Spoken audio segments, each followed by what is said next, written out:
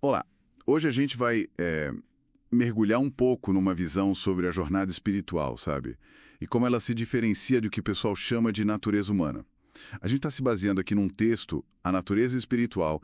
Ele define o espiritualista, olha só, como alguém que se enxerga como um espírito eterno, né? Que está aqui, vivendo uma experiência humana temporária. O objetivo seria evoluir, fazer a tal da reforma íntima. Isso. Uma ideia bem conhecida em certos meios. Só que, e aqui está o ponto central do material, né? Ele argumenta que muita gente que até pensa assim, na prática acaba criando uns esconderijos para fugir dessa tarefa principal. Interessante essa ideia de esconderijo. Exato. Então, nossa missão aqui é tentar entender o que seriam esses desvios e qual seria então o verdadeiro trabalho espiritual, segundo essa fonte específica. Faz sentido. Parecem super espirituais, podem virar fugas. Bem sofisticadas até. Tipo o quê, por exemplo? Olha, ele cita coisas como uma religiosidade meio superficial.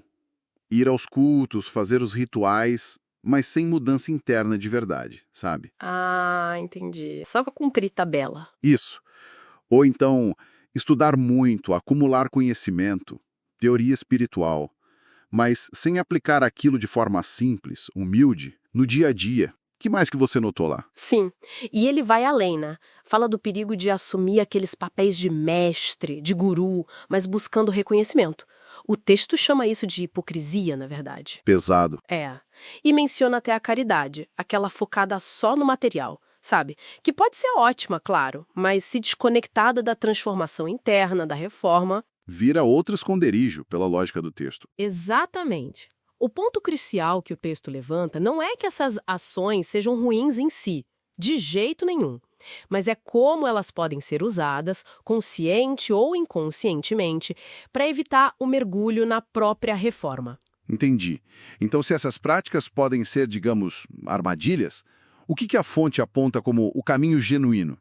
O tal verdadeiro trabalho. Bom, o texto propõe que o trabalho de verdade é encarar a vida de frente, pegar o que vier, sabe? Alegria, tristeza, saúde, doença, tudo. Aceitar o pacote completo. Isso.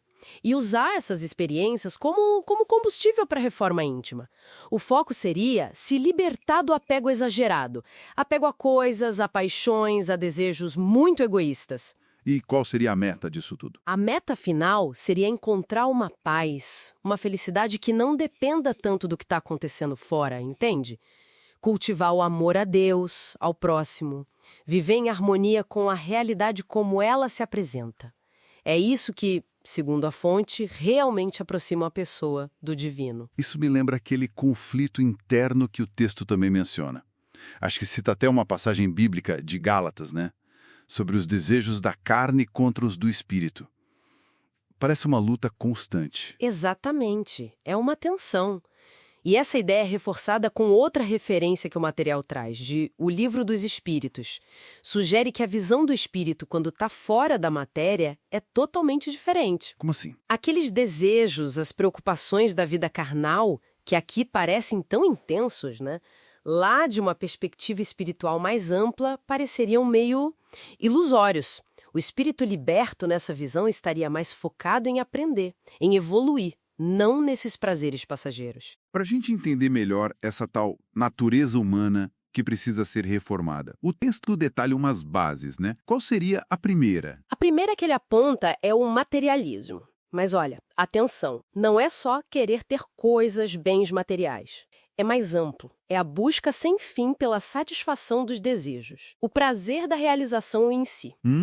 Mesmo que o desejo seja por algo espiritual. Se a motivação for o prazer pessoal de conseguir aquilo, ainda cairia nessa categoria, segundo o texto. O oposto espiritual seria a equanimidade. Uma felicidade mais estável, sabe? Incondicional. Interessante essa visão mais ampla do materialismo. E a segunda base? São os padrões humanos, que é basicamente agir muito baseado em regras, normas sociais, no que a sociedade diz que é certo ou errado. Externamente. Aquela coisa do julgamento, né?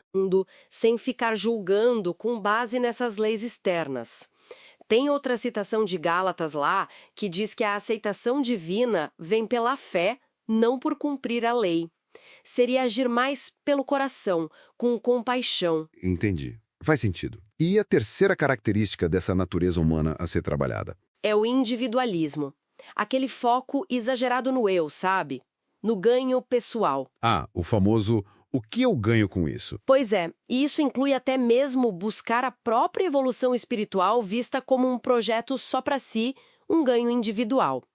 O oposto seria o universalismo, que é se dedicar ao serviço ao próximo de forma desinteressada, incondicional, se ver como parte de um todo maior. Então fica bem claro que, para essa fonte, a chave da reforma íntima não está tanto no que a gente faz, nas ações externas, mas na intenção, no como e no porquê a gente faz as coisas. Precisamente, a intenção é o que manda. A ação, que eles chamam de espiritualmente elevada, nessa ótica, ela brotaria dessa combinação. Buscar a felicidade incondicional, a equanimidade, Certo. ser guiado pela consciência amorosa e se expressar através do serviço universalista.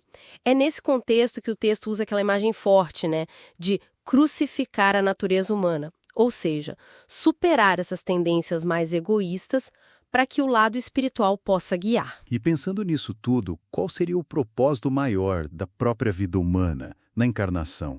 Olhando por essa lente. Olha, o texto reforça muito que a vida aqui na Terra é vista como uma oportunidade e muito preciosa para a evolução do espírito.